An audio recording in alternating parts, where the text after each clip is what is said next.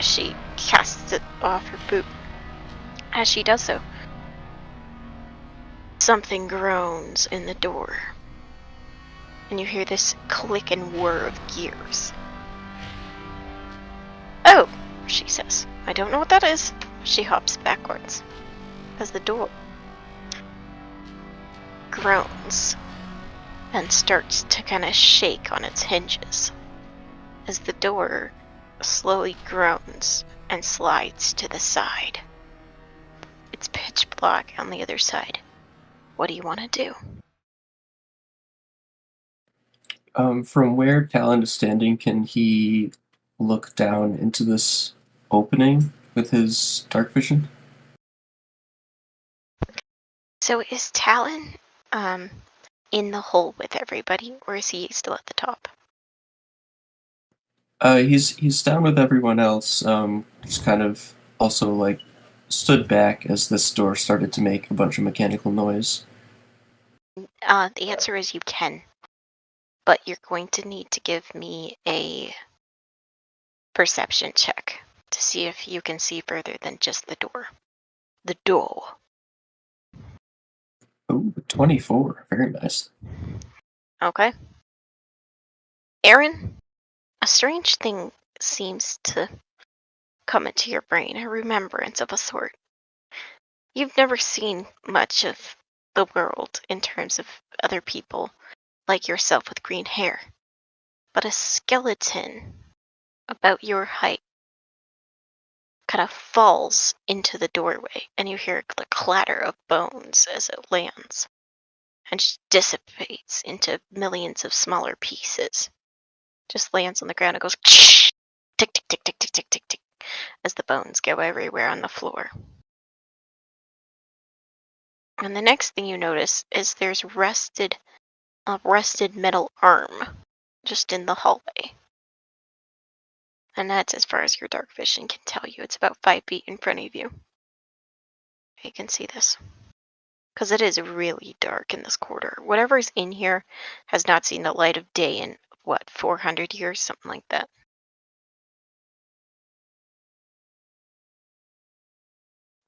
Well, that's disconcerting. There's more Autobots? Oh my goodness, I'm nervous. How do we know if Talon is going to not betray us? You promise you're not gonna fight against us?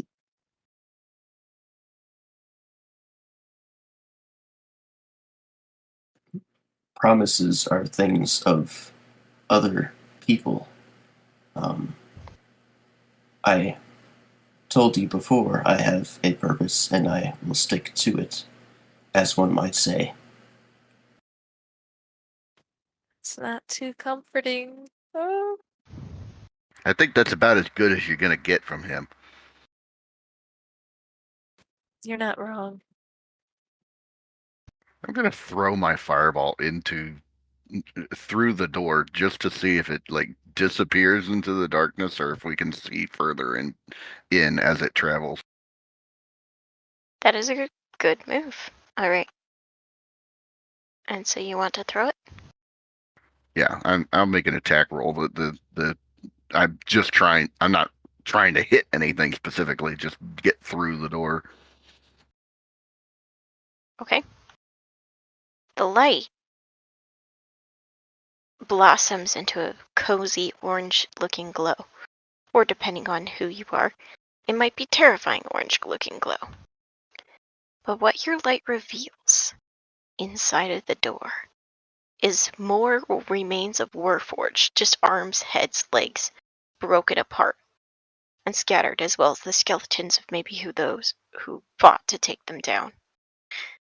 Until you come to the edge of the passage, and the door reveals a figure reaching forward in a white-looking shroud, completely motionless. But it looks like a hand reaching out like in a force push, like something from Star Wars, like where their hand is fully stretched out, all 5 fingers reaching towards some invisible thing that it seems to either ward or have pushed away. And that So in is other words, it looks very much like what Aaron just did to throw the fireball into the room in yes. the first place. Yes. And that's on the opposite end of the room. Yes. So it's literally like we're playing catch. I just threw the fireball and he just tried to catch it. It looks like that, yes. This figure, as you guys walk into the room, doesn't move. And you realize it seems sort of skeleton that's been propped up like this, or it's been frozen in place for many, many centuries, trapped by maybe rubble. Because as you see, there is a window which gets illuminated with an eerie blue light as your fireball smacks into it at the back of the room. And it starts burning with that blue light. So this is visible now. And this is Oh, the interesting. All right. There are words carved on the bases of the pillars around you in an old Gothic style. These pillars look like ancient Greek Roman pillars, but with like flower tresses and stuff you might find on the Parthenon or some building out of ancient Greece.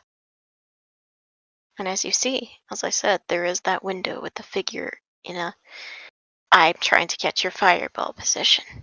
Just holding it still. What do you want to do?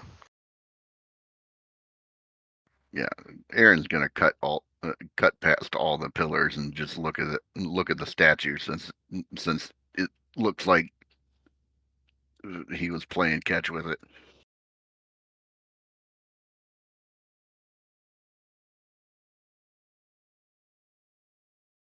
So is it an actual skeleton or is it? Yes.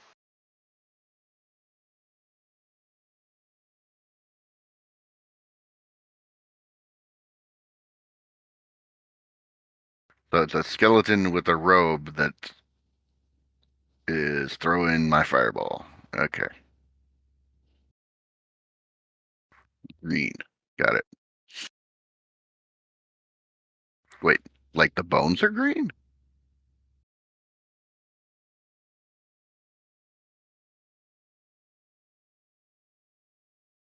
The rope is green, and the bones are like a white, but they have what looks like a blue faint glow to them.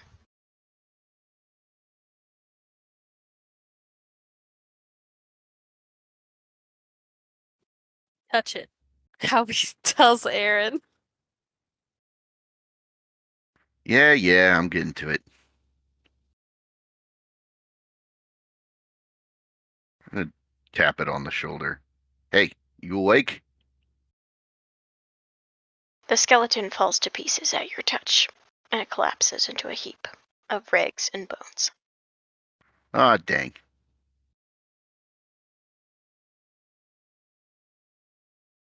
But what you see is a very elaborate looking sword slammed down in front of the skeleton, as if in order to stand as a last stand, the skeleton had basically pinned its own foot with the sword, because the sword is driven right between a pair of feet that stand there. It seems to have pinned one. And because the skeleton was leaning on the sword with one hand and the other hand was stretched forward, it seems that it remained standing because the sword was sort of like a support to it. Wait. Let's see what this is. I'm gonna yank on it.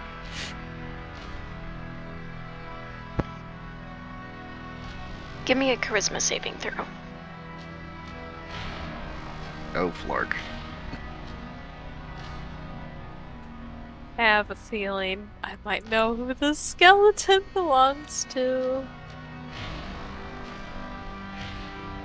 Yeah, that was an 8. Who dares wake me from my slumber? A voice says from the sword. Oh, sorry, I didn't mean to wake you up. Have you come to give me the blood of my enemies? Okay. Okay, so I'm hearing this in my head, in other words. Yes. Okay. Depends. Who are your enemies exactly?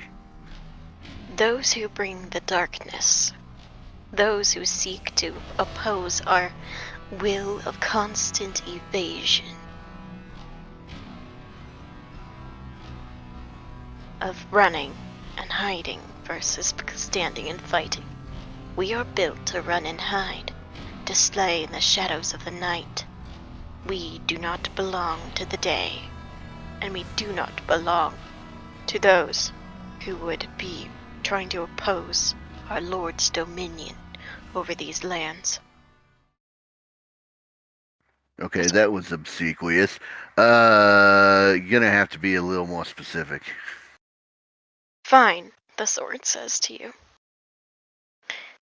I am called a sword of twisted death. On my enemies I bring pain. I slay those with the blood of the king. Ah, okay. Which king? The sword does not speak. I'm gonna need you to give me now a Constitution saving throw. Okay.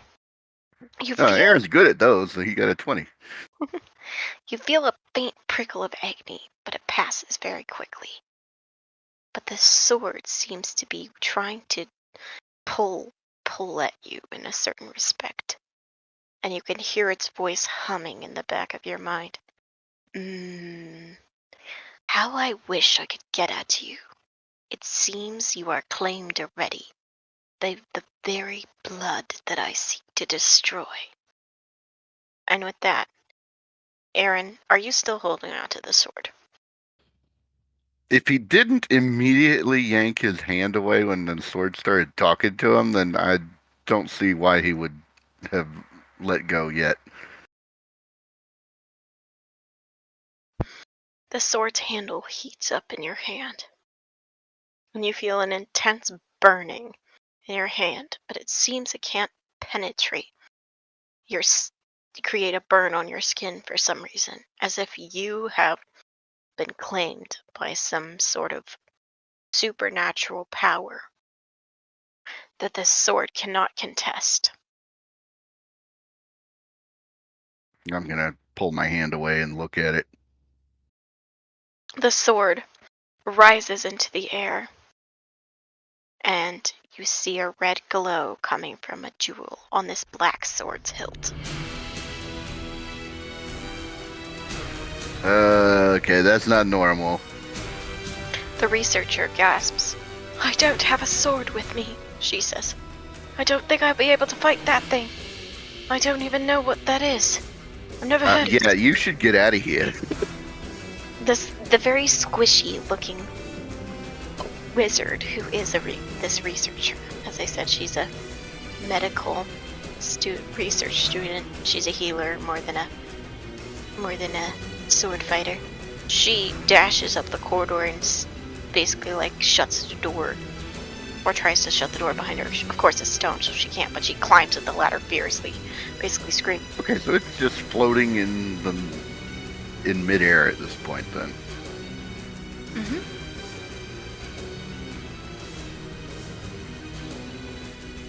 All right, well, this didn't hit you the first time. Let's see if this will hit you this time.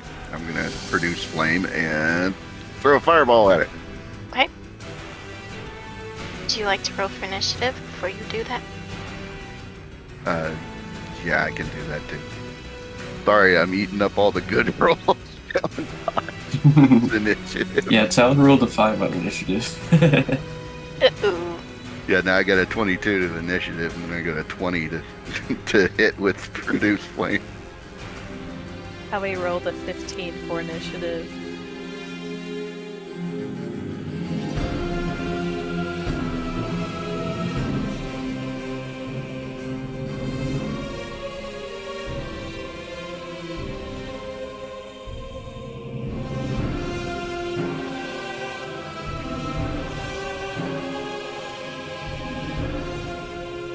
shortly after cleaning out Talon's voice box because it was all icky and gunky and from 500 years of non-use.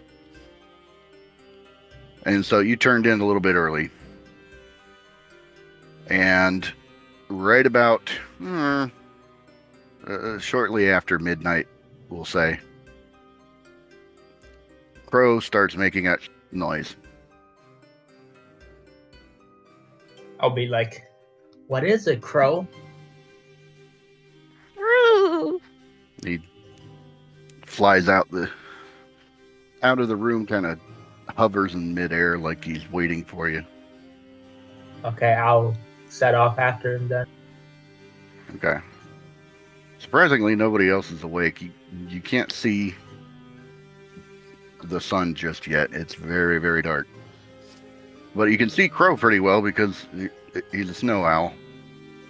So he flies off about 60, 80 feet from camp and then perches himself on like this raggedy little tree that's kind of clinging to the edge of the cliff face on the road there. I'll walk near him, but just being very cautious. If I Okay. need to make a check or anything. Yeah, if you want to make a perception check as you're moving closer. So you get to where Crow is, and he seems to be cocking his head like, what, you can't see it? Is he pointing any certain directions? Well, he doesn't have fingers. No, like, is he pointing with his beak like birds do? I mean, sort of. He seems kind of confused as to why you haven't spotted it already. So after a minute, he'll flutter down to the ground, start pecking at the ground. Okay, what is he pecking at? Go ahead and roll investigation. You might get a better score at that one. I think that's a 16. Yeah, you did much better on that. Okay. So you realize that this patch of ground that you happen to be standing on that he's also pecking on is kind of not shaped the same way as the rest of this path. Interesting. So you can try to brush it away with something or whatever you want to do to try and investigate it. So I guess for flavoring reasons, I'm just gonna point my brush at the ground and cast Booming Blade, so it'll clear out automatically. Okay, you booming blade. It goes. Boom. As soon as it gets close to the door, it puffs up a whole bunch of dust, causing Crow to fly off for a minute. And you can see that there is a very old wooden, it's like a trap door. Interesting. Is it locked? Well, at one point it probably was. There's what appears to be a lock on it, but it's rusted through. Well, I guess since no one else is here, I'll open it and see what happens. Very carefully, of course. Okay. So you open up the door. You can see that there is a very, very old looking ladder and a very, very dark hole.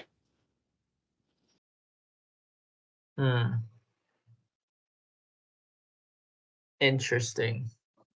Could I send Crow down there? And I think with Find Familiar, I can see through his eyes. You are correct. As long as you're within, I think, 60 feet of him. Oh, I will do that. Okay. So you're going to send him down as far as you Slowly. can get him. All right. Yeah. So he goes, flutters down the hole, and he apparently finds a perch of some kind. You can see that there is a landing that seems to be made out of this same sort of rotten wood something. It's kind of hard to see because he's obviously on top of it, so you're not getting a good vantage point on that. You are getting a vantage point on what appears to be a landing, and it seems like there's a tunnel, and the ladder ends a short ways up. It's hard to guess how far, but it doesn't go all the way to the landing. Okay, is there like a flammable object nearby? Like a stick? That Crow can see, or that you can see? No, that's around me. Well, there was that branch that he was perched on earlier.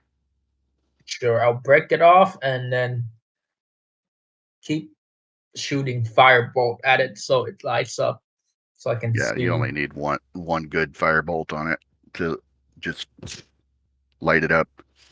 Okay, so you're now holding a flaming branch while going down the ladder.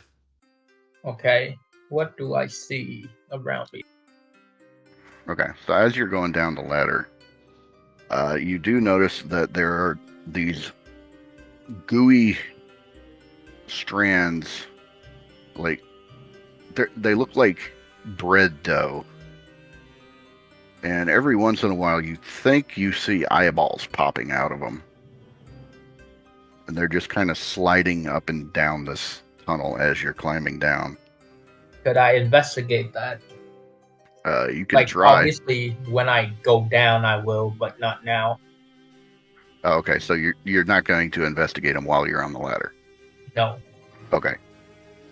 So as you're continuing down the ladder, you're gonna have to make a dexterity check or saving Okay. throw. Sorry, dexterity saving throw. Where the saving throws are, and then Got that a should do it. 13. So as you're looking at these gooey things, kind of wondering what they are, your foot slips because you thought there was a rung of the ladder there, and you start to lose your grip, and you start plummeting down the hole. How deep a fall is it? It's approximately 25 feet, so you took 4 falling damage as you hit the landing with a thud. I'm gonna go, ow. Your And then makeshift torch is still lit up, and Crow is kind of giving you this cockeyed look like, I guess now I investigate. okay, yeah, That should be a dirty 20. nice. So what you have found is your shoe did step on what you thought was a rung, and it looks like that rung is now stuck to your foot. And as you get a little closer, you notice a couple of eyeballs pop out of this rung of the ladder that's attached to your shoe. So it's the part of the ladder that you normally step on is a rung. Oh, I see. Yeah. And so you thought you were stepping on a rung of the ladder, and apparently you stepped on something that was imitating the rung of a ladder. Okay. I was like, oh, why does that have eyeballs? And then I brush it off. Yeah. As you touch it, your fingers get stuck to it. Can I cast firebolt? Yes, you can cast Firebolt. Go ahead and roll it. I'm gonna use Crow to give me advantage. I mean, that's a 14 with advantage. Yeah, a 14 hits it. So it goes, just turns into ash. And the rung is the only thing that has eyeballs on it, right? Now that if you look back up the hole, you can see a lot of these bread-like slimy, bread dough-like slimy things going up and down the hole that you came from also have eyeballs. I was like, oh, what is that? Do they seem hostile at me? No, they're kind of just chilling out. That one obviously took you for a loop, but the other ones are just clinging to the walls right now. I look up and I'm like, hello? What are you? They don't seem to be responding. I say that again, but in Elvish. Yeah, still no response. Just blinking eyeballs. Said that again in Celestial. Still just blinking eyeballs. Okay, and then I am gonna find out what this is. Or what sort of areas I am getting trapped in right now. Okay, so there is a landing of rotting wood that you're standing on. You can see clearly now that you're down at the bottom of the hole that Crow had actually perched himself on an actual torch. It looks like this torch has been here for a very long time, though. And it has one of those little metal hooks that you would prop a torch onto for like if you needed to keep it there for a while. So that's what he's currently perched on. Right? Well, I come to my side, and then I guess I'll transfer the light from my branch to the torch to lit up the area a bit clearer. Yeah, you can do that easily enough. So now you have a actual torch. Even though the wood on this seems like it's been here for a long time, it's not rotting quite the same way the landing is. So, and you can see a long tunnel ahead of you. Well, I guess I'll grab the head down there because there it's only one way, right? There's no two-way. No, there's not another way, and the ladder is a good 15 feet above you. The ladder didn't extend all the way to the ground. Okay, that's fine. All right. So as you head into this cave, it kind of snakes around a little bit until it eventually opens up into a large opening. You get very faint glimpses of purple and green crystals of various kinds scattering the edges. And you can see with your torchlight that there are multiple mining tools that have been rusted and damaged. And also you hear something up ahead is eating. Okay. Well, I'm gonna catch mage armor on myself and then proceed to sneak up to it. Okay, roll me a stealth check.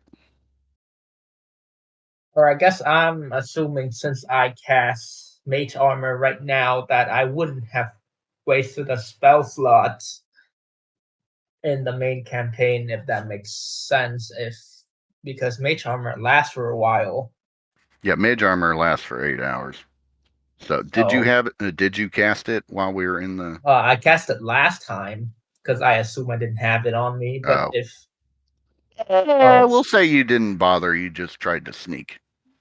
Okay. Then, since you had to cast it when you were in the tunnel, so we'll just presume that you're feeling confident enough that you won't need it. Okay, I got a 12 to sneak. Okay. All right. So you manage to get a little closer. As you get further into this round hallway, you notice that there is a corpse on the ground. It looks like it's been here for a while because there's not any flesh really left on it. But there are these two hairy white creatures that appear to be squat over it, just making these like they're eating something off of this corpse. How big are they? They're approximately, if they were to stand up, they'd probably be about 3 feet tall if they were standing erect. But they're kind of hunched over, so it's difficult to get a good guesstimate on them. So they're right in my way, and I can't avoid them. Well, they're right in the middle of the room, yeah. I guess I'm just gonna wait and see what happens. Okay, so they sit there, seem content eating something, and then one of them notices your torchlight and looks over at you, and you notice it has a very ratty looking face, like it has a like a rat nose, but the rest of it looks vaguely humanish. And its eyes are blood red, and it hisses at you. And then its friend notices and does the same thing, and they both run off. Okay, in that case, I'm just gonna move ahead carefully, assuming that's only one way forward.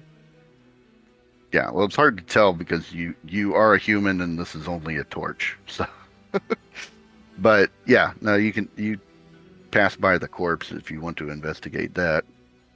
Sure, I'll do 21. Nice. Okay. So, yeah, as you're passing by the corpse, you can guess that this was probably a dwarf just by the size of it as well as the length of its shoulders. It doesn't have a bottom part of its torso, and it looks like the flesh on it has been mostly picked clean. If they were eating something on it, they would have had to been eating its clothing, which is kind of all in tatters around it. Anything else of importance I should know? Because I'm assuming there's nothing else on this corpse. Not anything worth noting. It does have a rusted pickaxe nearby, so it might have been a miner. Okay, I can't really use that, so let's just head down some more. Okay. So you head down a little bit of an incline until you get to another tunnel. And this tunnel is a very tight squeeze. So you have a couple of options. You can either try to just squeeze yourself through this really tight space, or you can try to climb it because it looks like it opens up further a little bit higher. I'll try the second option. Okay, so you can give me either an athletics or acrobatics check. Oh no, I've a natural one. Oh, okay. So you try to pull yourself up. You can't quite get your footing, so you slip back down. Okay, You haven't done any damage to yourself or to the wall, so you are welcome to try it again. I'll do that. I got a 9 this time. Okay, so this time you found where your footing was supposed to be, and so you managed to pull yourself up, but you kind of do this thing where you pull yourself up and you didn't realize that there's nothing to stand on at the other side, so you take a bit of a tumble going off the other side. But do I make it on the other side though, right? Yeah, you made it on the other side, but you landed on your bottom. Owie. Yeah, on the other side, the tunnel opens up, and this room is a little more lit up because there's a couple other torches already lit in here. And you can see that this across from you is a very large stone structure. Has a small door that is partially cracked open. It looks like, well, go ahead and give me a history check and see if you might recognize what this could be. Are there any like writings or runes on it? No, not immediately. I got a 12 on that. Okay. You might have heard something about this. It looks like some kind of fortress of some kind. But obviously it is now encased in rock, and there's been a rock slide here. And off to the right, there is a humanoid creature who seems to be digging. Can I insight him or investigate what this humanoid creature might be? Yeah, you can roll perception or insight, whichever you want to do. You're not approaching him, I take it. No. I'm assuming it's the other dwarf, but we'll see. Should be a 16. 16. Okay. Yeah, so this one is standing right by one of the lit torches. So you can see very clearly that he has sort of a yellowish green skin and very large ears. So your immediate assumption is goblin, not dwarf. He doesn't appear to be wearing very much. He has a very raggedy shirt on, very pants that look like hadn't been changed in a very long time. And when I say he was digging, he's digging with his bare hands. How tall is he? 3'6". So he's not very tall. Want to see what he does. Okay, so you're just gonna watch him for a bit. Actually, since Anali isn't here, I kind of want to say I want to roll a history check to see if goblins are usually friendly. I couldn't answer that for you on this because I don't know offhand whether that would be true or not. I could tell you whether or not this one would be friendly, but you would have to talk to it. So you can, if you want to hide and watch him for a while, you can try to do Sure, that. I can. I'm gonna do that instead. All right, so go ahead and stealth check. Well, I got a 7. Yeah, so you squat down like you're gonna just sit there and watch him for a bit, and then you apparently kick a loose rock over while you're doing that. He immediately turns around and starts glaring at you. You no touch mine. He's mine. What is yours? This. Well, I fell down a hole, and I was just wondering where I could get out up here. There seems to be a lot of eyeballs on the wall, but I'm not sure. Always watching, always watching. Oh, shh. Always watching. Who's always watching? The eyes. The eyes always watching. What are they? Thither not know. But they always watching. They watch for King of Rats. Shh. Well, what did he say his name was?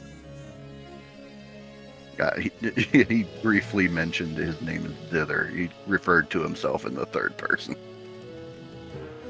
Then I'm gonna go. The Zither knows how I could get out of here. Zither no way out. Zither not Zither tell anyone till King of Rats is gone. Well, I did saw 2 large rats. Are they associated with the King of Rats? King of Rats listening. You shoot.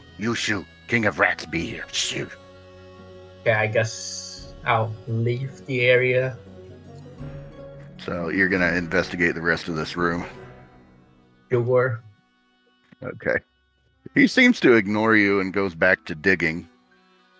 What he's digging for, you can't really tell because there only appears to be a pit of dirt in front of him. There do appear to be a few small holes here and there that might be pathways in and out if you were a bit smaller. The only other pathway that would fit you is that door that's on this large stone fortress. Yeah, I guess there's no other way I could go except for through the door, so I'm gonna try to do that. Okay. All right, so you open the door, and you hear a familiar, and some skittering going about before you can really get inside. They're already gone, but there is another corpse lying on top of a table in this gray stone room. Can I see the corpse clearly? Oh yeah, it's on top of the table. It looks very similar to the dwarven one you saw earlier. Okay. So they're just eating This one is corpse. mostly intact, except for the fact that they've obviously been eating at his clothes. Can I try to search him for anything else? Yeah, you can do an investigation. That'll be a 19.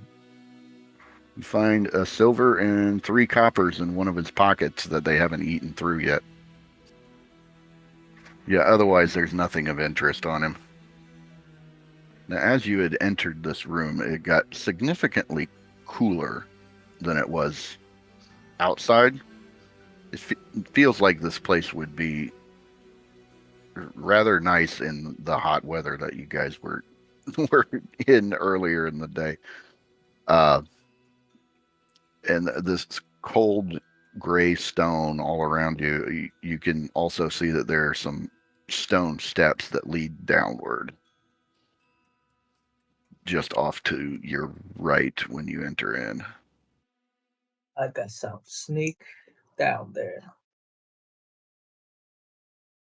That's a crit. Nice.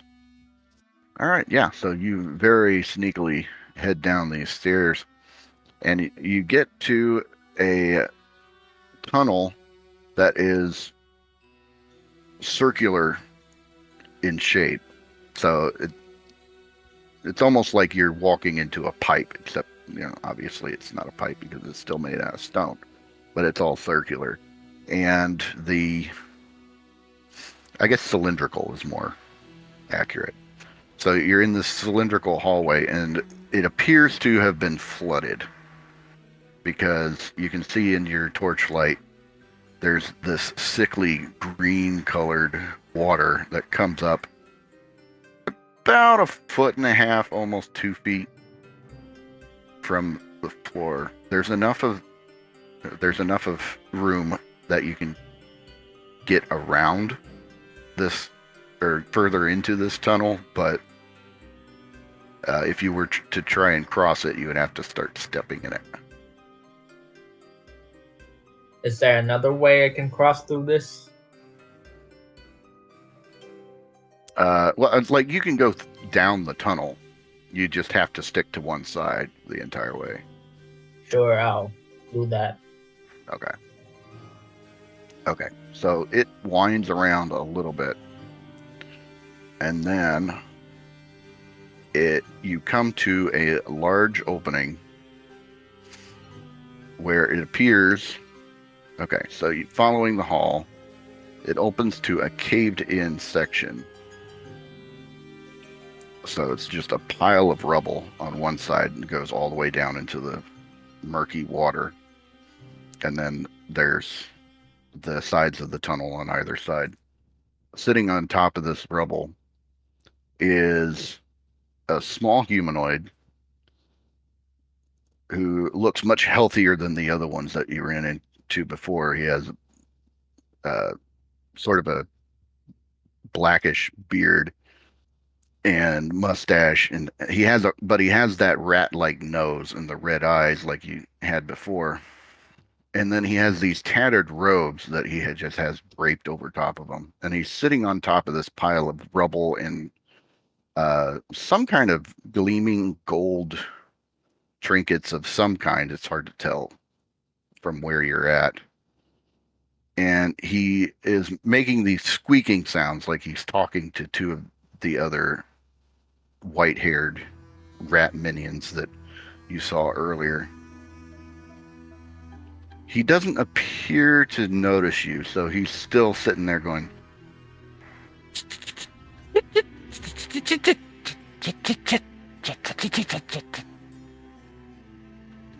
Interesting. Well, I'm gonna observe behavior because I don't want to reveal myself just yet. Yeah, no, so he continues to just sit there, chattering with them. And then one of them runs off.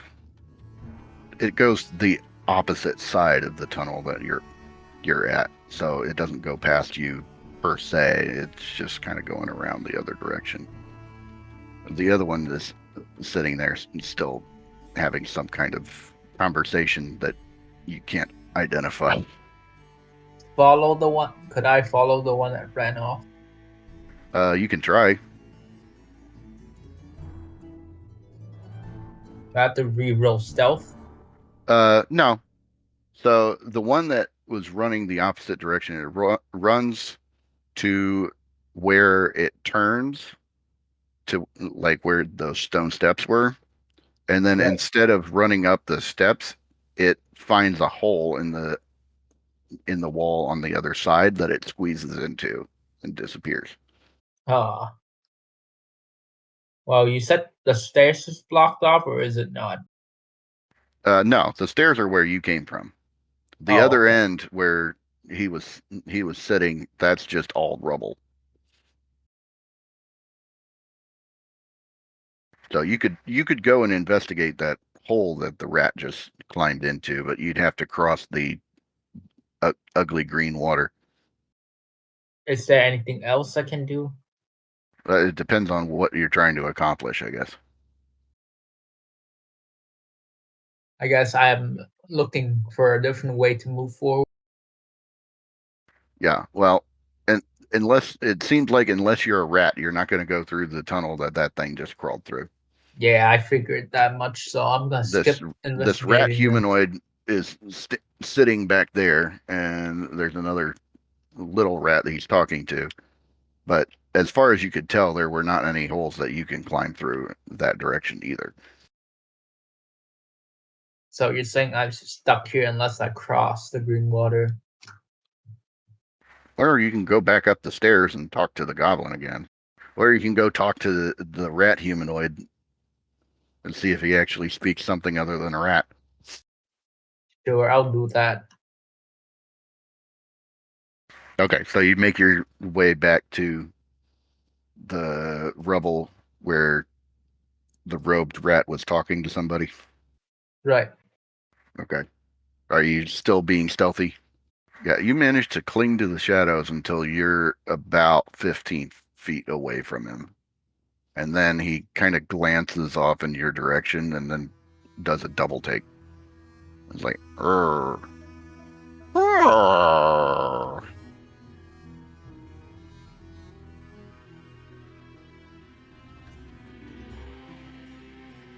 Who that?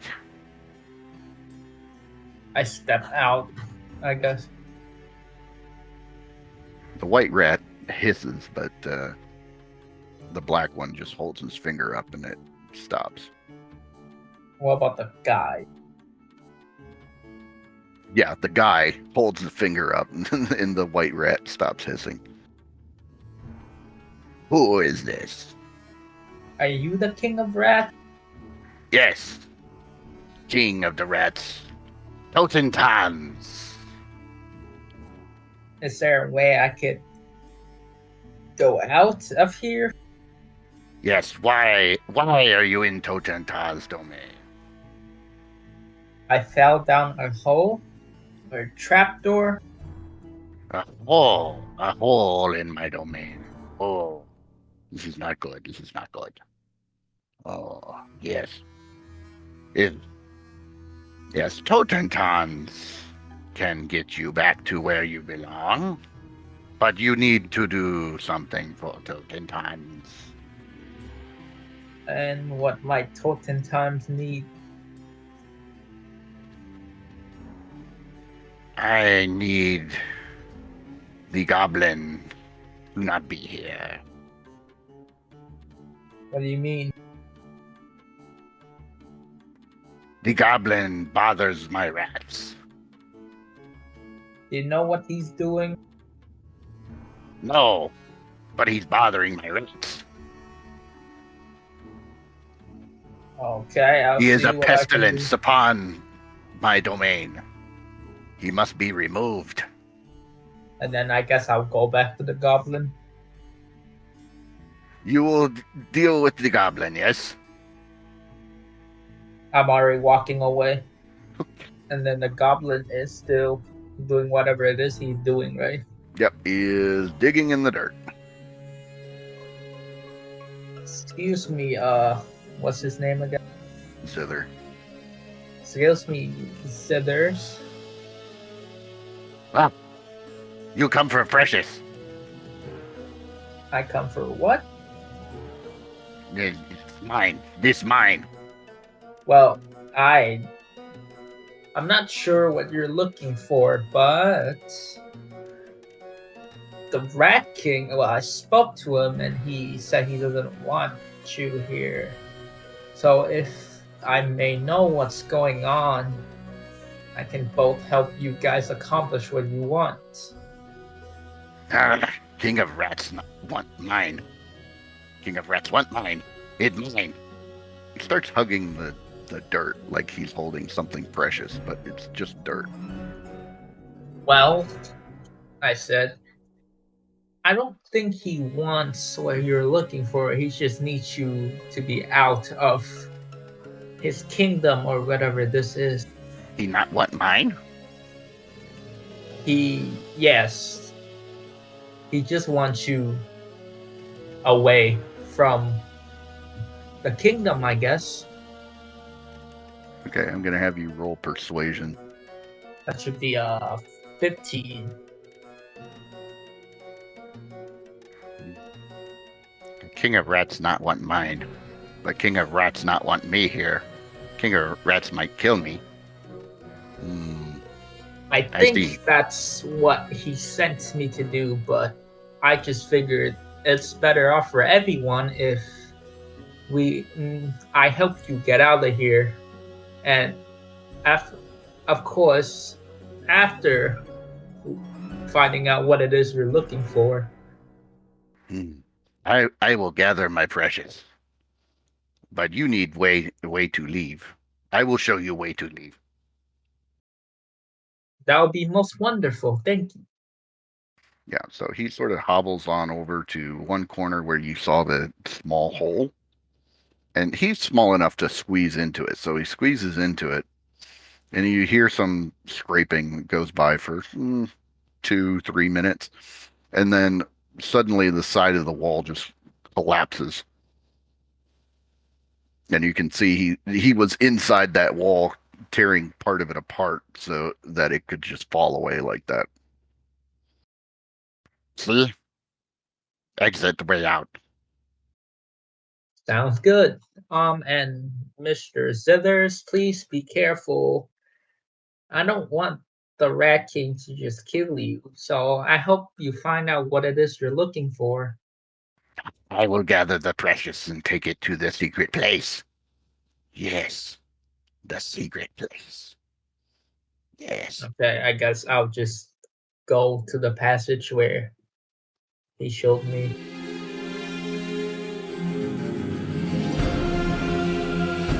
Thank you for listening to Heroes of Aeowe. Dungeon Mastery by myself, Nyuuron.